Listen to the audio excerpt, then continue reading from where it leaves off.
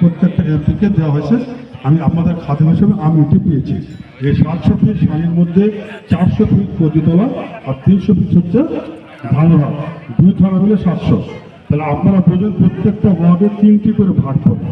এটি দিয়ে আমি আপনাদেরকে মন জোগাতে পারতেছি না, সবাইকে আমি দিতে পারবো না। আমি আপনাদেরকে এতটুকু বলতেছি যেটি পাচ্ছি সেটিকে সন্তুষ্ট থাকে।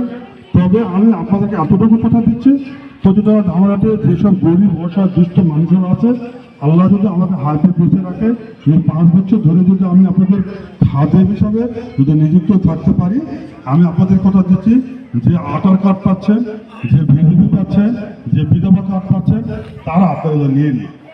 যারা পায়নি তারা আপনারা নেবেন।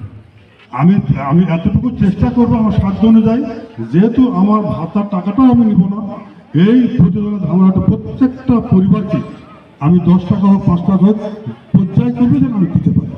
যে একবার পেয়েছে দয়া করে দ্বিতীয়বার লালায়িত হবেন না, আমাদের নেতাদের সাথে কোনো কথা বলবেন না।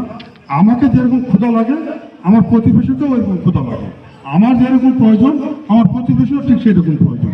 কাজে আমি যদি আমাকে বিচার করি তাহলে আমার প্রতিবেশীটা আমি করতে পারবো। প্রত্যেকের প্রয়োজন, প্রত্যেকের অধিকার, প্রত্যেকের হক আছে। আমরা চাচ্ছি যারা যেরকম পাওয়ার হক, ধীরে ধীরে পাওয়ার যোগ্যতা, এই হকটা আমরা আপনাদের বাড়ি পর্যন্ত পৌঁছাতে না দিতে পারি। আপনারা যে কয়েকজন বোন মায়েরা আজকে পাচ্ছেন, এটি নিয়ে কাউকে কিছু বলার দরকার নাই যে এমপি সাহেব দিয়েছে বা তারেক রহমান দিয়েছে বা প্রধানমন্ত্রী দিয়েছে। এটা দিয়ে অন্য লোকেরা আমার বাড়িতে এবং অন্য জায়গাতে আমার নেতাদের কাছে আসে বাড়ি ঘর খুশি খাতা আমাদের বলবে, ঠিক না বাকি। কাজে আপনারা যা যেটা করছেন আপনারা সেটি নিয়ে সন্তুষ্ট থাকবেন। আর আপনারা আমাদের বর্তমানে যে নতুন সরকার গঠন হয়েছে এনাদের জন্য প্রত্যেকটা 300 সদস্যের জন্য দোয়া করবেন, আমরা আপনাদের দোয়া করবো। সবাই মিলেমিশে, এরকম দলমত দেখা হবে না, সবাই মিলেমিশে আমাদের বাংলাদেশটা যেন ভালোভাবে চালাতে পারে। সবাইকে ধন্যবাদ। আসসালামু আলাইকুম।